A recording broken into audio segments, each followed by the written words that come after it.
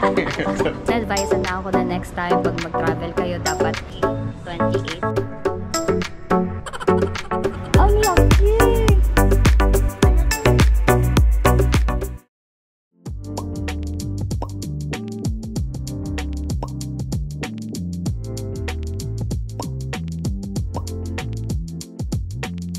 Hi guys! Nandito kami sa sa Davao International Airport. It is now 3:12. Kanina pa kami dito around 1 PM.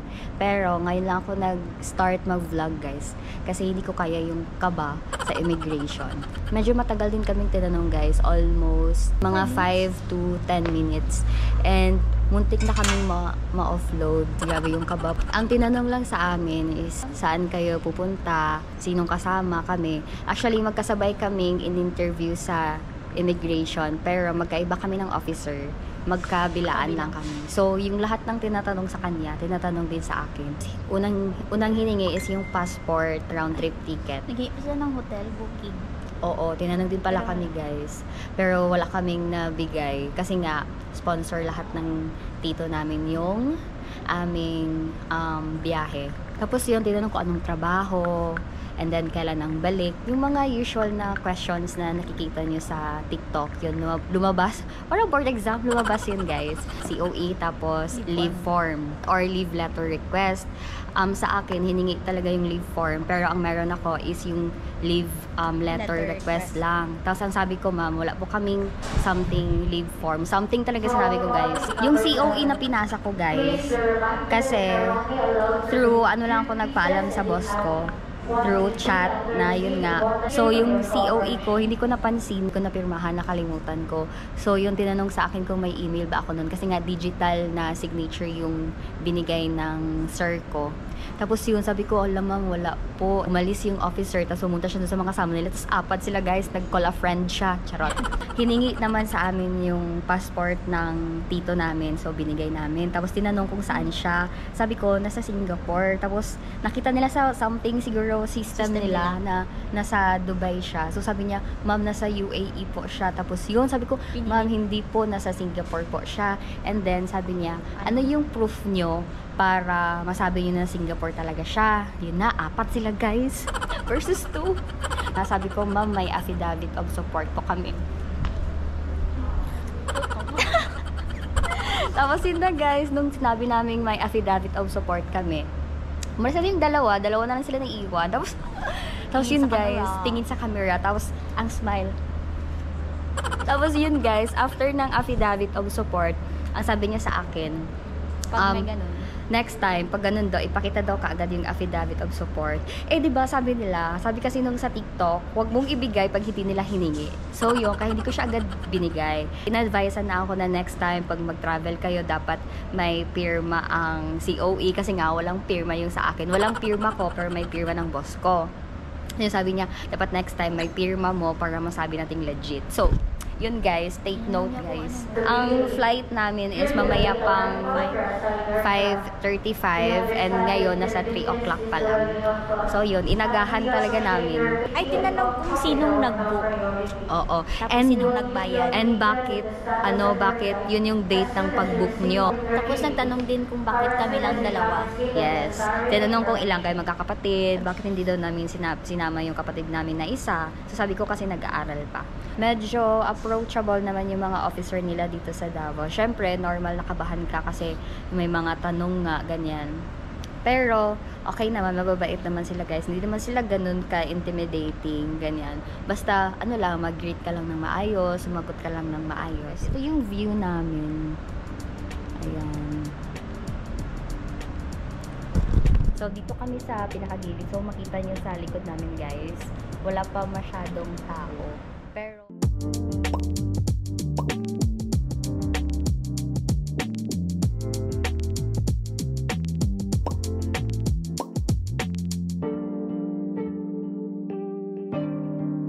first time pala namin travel international, kaya ganun na lang yung kaba namin. Tapos guys, hindi kami hiningan ng any financial na support. Financial support? Hindi kami hiningan ng bank statement, ng payslip. Tinanong lang kung magkano sahod ko. Sa kanya. Oo. Basta may affidavit of support kayo guys, and then may work kayo dito, more on magpo-focus sila sa strong ties mo dito sa Philippines, like sa work mo. Lahat doon ang nag-iikot yung question. Question. Yon.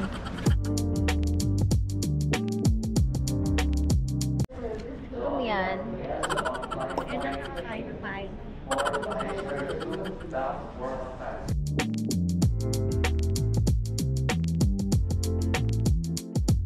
Hi guys, boarding na kami. So ito lang yung dala namin. Yan, tapos may bag na ganyan. Kasi yung mga gamit namin, i-check-in baggage namin. Supposed to be, dapat isang maleta lang yung for check-in, pero hindi kasi siya umabot doon sa maximum limit. Kaya sinabay na namin yung sa kanya. Kaya yun, wala kaming dala, so wala kang hassle. Ano na guys, 5:23, yung flight namin is 5:35. So sakto lang. Dapila na sila.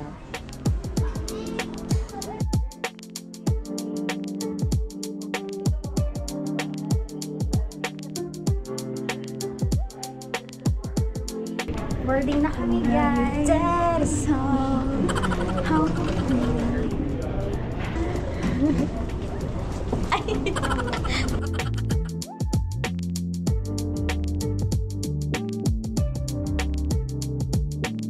Early kasi tayo mag-check. 28 tayo guys. Media cooperation to take a side seat and passes the bell. Thank you. Dapat ako ang letter A. Ako dyan. Media cooperation to take a side seat and passes the bell. Thank you. Sige na lang. Hindi kami tabi. Now the use of the life vest. Your life vest is under your seat. Slip the life vest over your head.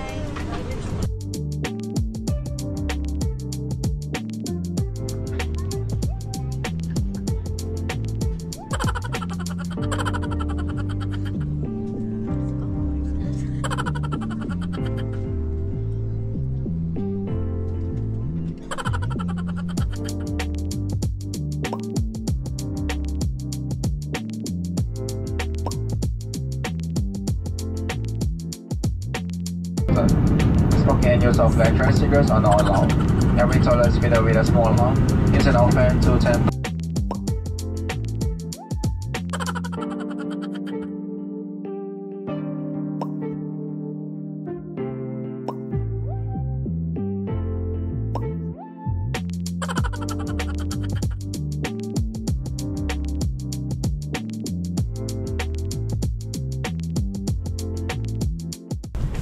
Guys, Singapore na kami.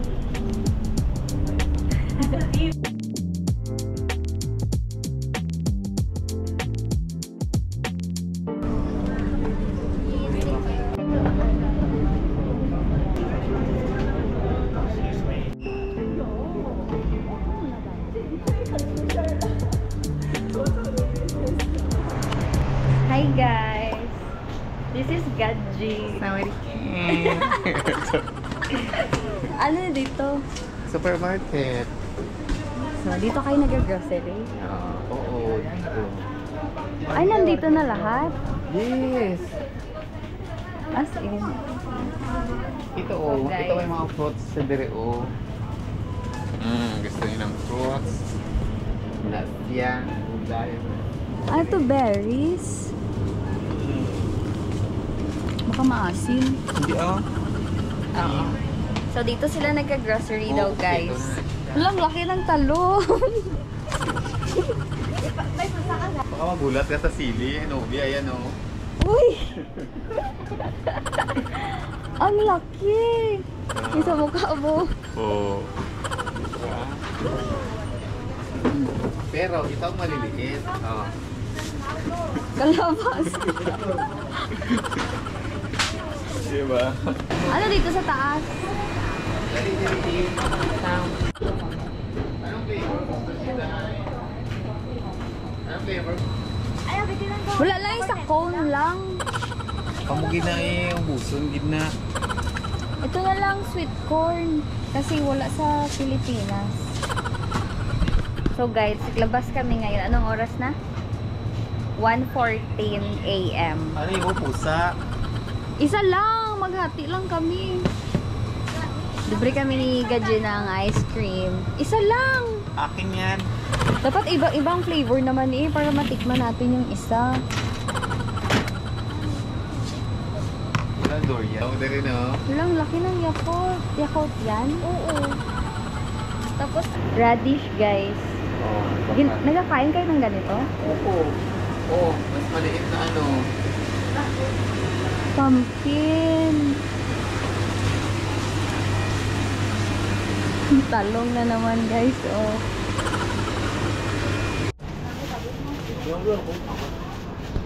Kailan mo bayad ay? $4. Mga talaga yung kailan.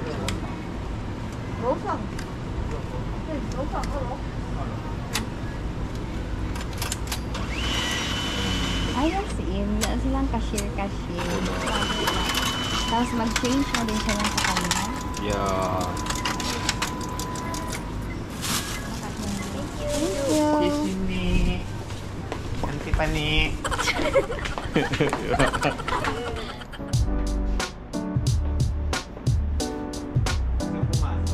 Hindi.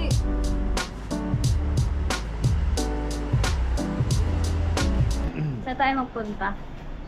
Doon tayo sa sa famous crab na kinakainan ng President at Prime Minister dito sa Singapore. Sure. Nandito sa namin, nandito sa lugar. Yeah, Prime Minister dito kahit na red red tag to pero dinadali. Ano ibig sabihin ng red tag? Red tag, it means mga lahat ng bawal nandito. Pero hindi sila ginahuli. Legal yung iba. Wait.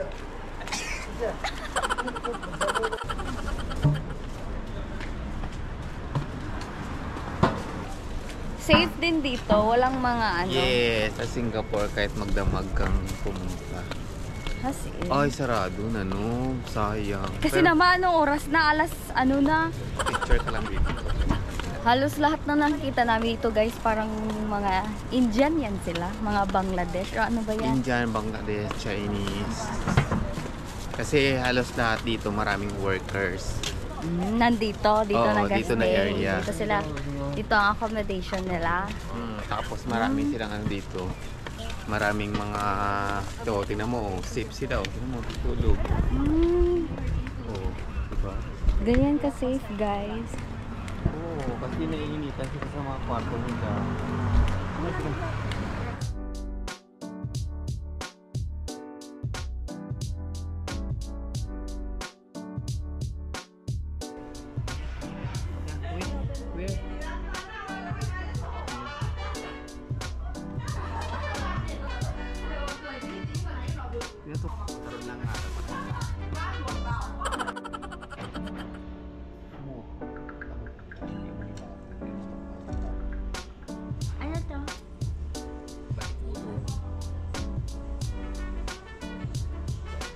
Lasa talaga siyang ano, mga spices. Hindi mo isa spice.